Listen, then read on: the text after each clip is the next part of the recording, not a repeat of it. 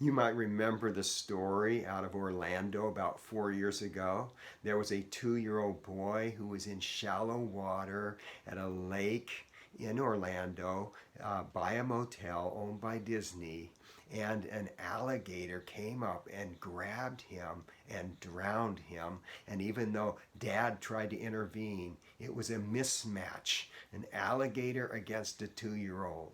Likewise, spiritually, it is a mismatch when we take on the evil one or demons. But fortunately, it's a mismatch when we are fully armed. It's a mismatch the other direction. Welcome to Truth Talk with Ed Skipper every Monday, Wednesday, and Friday as we look at a summary today of what I've been talking about in Ephesians chapter 6, verses 10 to 18. So let's look first at who our enemy is and how we stand. Ephesians 6, verse 10. Finally, be strong in the Lord and in his mighty power. Put on the full armor of God so that you can take your stand against the devil's schemes. For our struggle is not against flesh and blood, but against the rulers, against the authorities, against the powers of this dark world, and against the spiritual forces of evil in the heavenly realms.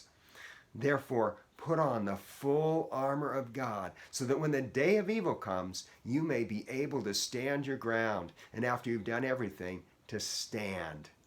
I'm reminded of a game that I played when I was a kid called King of the Mountain. One of us would get on top of a mound, a hill, something like that, and we would try to keep our position on top as other people came and tried to shove us or pull us away and take over our spot as King of the Mountain. Similar battle goes on here as we try to stand firm. And the answer is, in terms of how to stand firm against the evil one, is that we are fully armed with the armor that God has provided. What is that armor? Beginning in verse 14.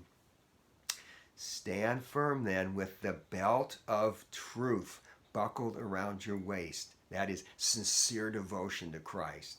With the breastplate of righteousness in place. That is holy living.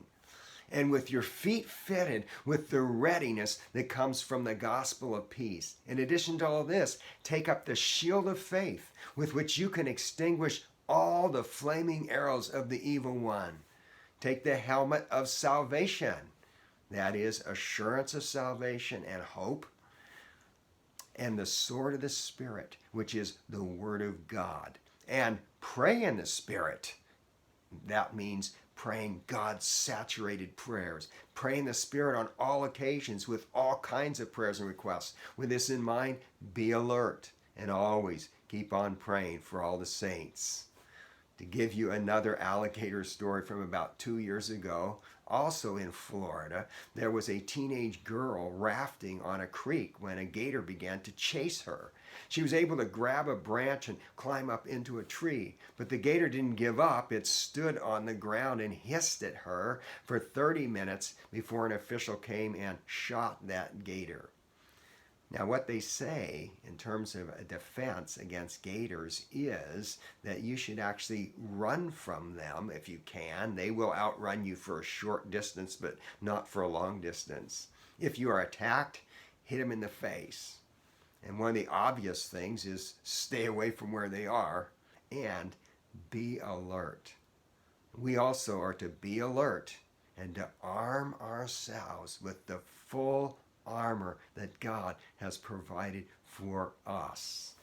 Now I want you to stay tuned because the next series is going to be about Jesus' famous words, do not judge. We will see you next time.